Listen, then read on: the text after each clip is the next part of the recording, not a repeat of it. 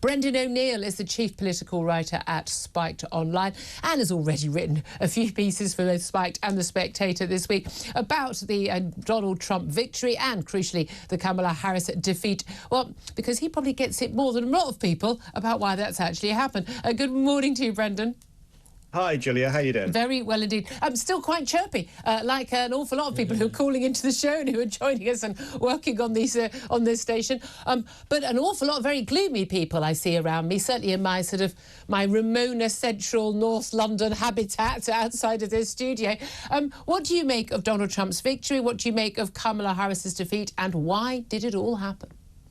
I am very happy about Donald Trump's victory. I say that as someone who is not an uncomplicated fan of Donald Trump. I have many criticisms of him, but this is the revenge of the deplorables. This is a revolt of ordinary people who are sick and tired of being called racist because they want border control, of being called transphobic because they don't want boys on their daughters' sports teams, of being called Islamophobic because they have concerns about fundamentalism or radical Islam.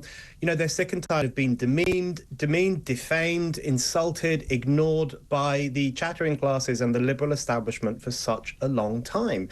And they've now gone to look for someone else who says he will listen to them. Whether he will or not remains to be seen.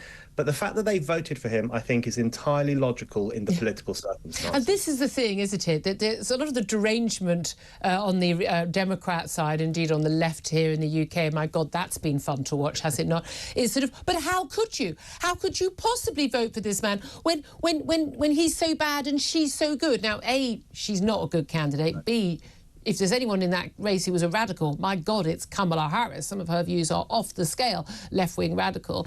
And certainly in her one short term in the Senate, she was the most, when they say the most liberal, they mean the most hard left radical senator in terms of her votes. But they find it almost incomprehensible that people could choose something else, because I'm assuming they don't know anyone that they like and respect, no one they work with, no one they live with, no one they socialise with, no one of the TV channels or the radio stations they listen to who disagrees with them. Absolutely. You know, these Trump haters, and, you know, we've got the centrists in Britain having a meltdown and the left across America having a meltdown. They cannot conceive of the existence of human beings who think differently to them. Yeah. And who aren't bad people. They have never breathed the same air as someone who voted for Donald Trump or in the British case, would like to vote for Donald Trump or someone like him. They've never met people like this. They've never rubbed shoulders with people like this.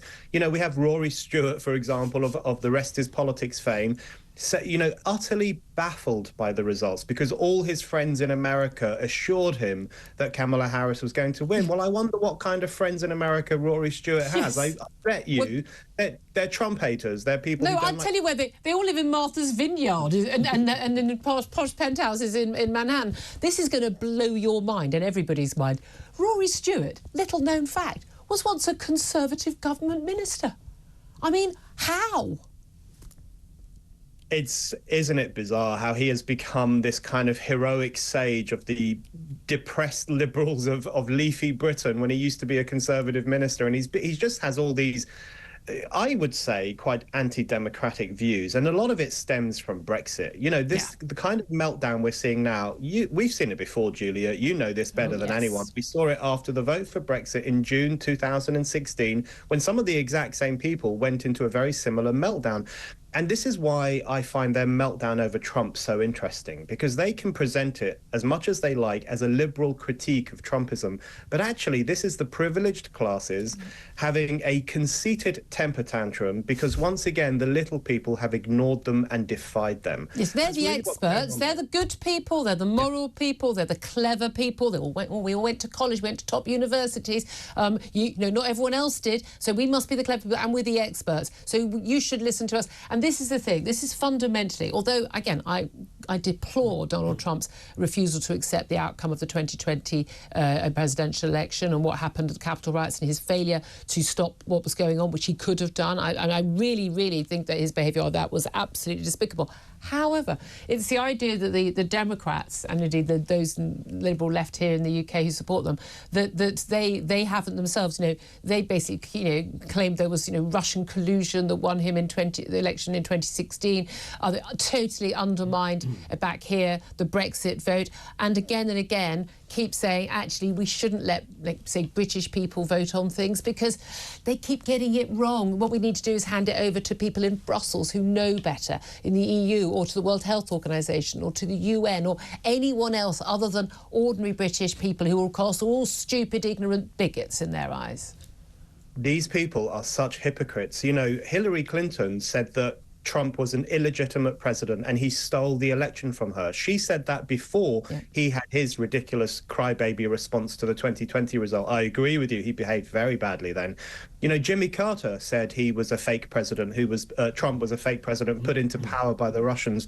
And then over here after Brexit, there was a massive concerted effort by the chattering classes and the political classes to overturn that vote.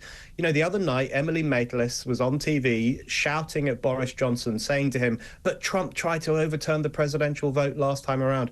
She comes from a class of people who devoted themselves morning, noon and night to thwarting the largest democratic vote in the history of this country. So for these people to point a finger at Trump is such staggering hypocrisy. And the truth of the matter is that I think they pose a larger threat to democracy than he does, because more than 70 million people voted for Donald Trump. That deserves respect. That is a legitimate vote, a really clear cry for a new vision for America.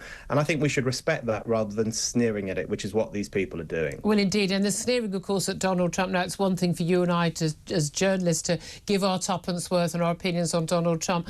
But it's quite another thing when politicians do it who then become, I don't know, Foreign Secretary, for example, David Lammy. Now, he may not have expected that Donald Trump would go on to be president again, but certainly a lot of his criticism of Donald Trump came while Donald Trump was still president, when he was in opposition. But he is now our Foreign Secretary, having called the new leader of the free world, the biggest military, biggest economic ally of this country. He's called him a KKK and neo-Nazi supporting, ignorant bigot. And has said, that he would, Sadiq Khan as well. They'd all leave the country, wouldn't they, if he came over again? Now, and would lead protests. We know there's been this cosy little dinner between Starmer and Lammy and Donald Trump a few months ago. We know there's been congratulations, both in a telephone call from Keir Starmer to Donald Trump, but also on the floor of the House yesterday during Prime Minister's questions. Is that going to be enough to, I suppose, smooth over those diplomatic unniceties? I don't think it is going to be enough. What Lammy said about Trump was very serious and false. He's not a KKK supporter. He's not a racist. He said some questionable things about Mexicans, that's for sure, but he's not KKK and he's certainly not a Nazi. And, the thing that I want to ask Lammy is, did you really believe it when you said that? Because if you really think Donald Trump is a Nazi, you actually wouldn't sit down to have dinner with him. And the same goes for Kamala Harris. She was calling him a fascist 2 weeks ago, and now she says, I will do a peaceful handover of power. If she thinks he's a fascist, would she really do a peaceful transfer of power and phone him to congratulate him? They use terms like fascist and Nazi and racist as rhetorical flourishes just to show how cool and virtuous they are and how much they hate Trump. But these words have real meaning, and they should only be used when they're appropriate. So I think the misuse of that kind of language by sixth former-style socialists like David Lammy actually has worse consequences than he realises. Absolutely, and not least for his own career, one would think. Always so good to talk to you. Brendan O'Neill, Chief Political Writer at Spike. Thank you very much indeed.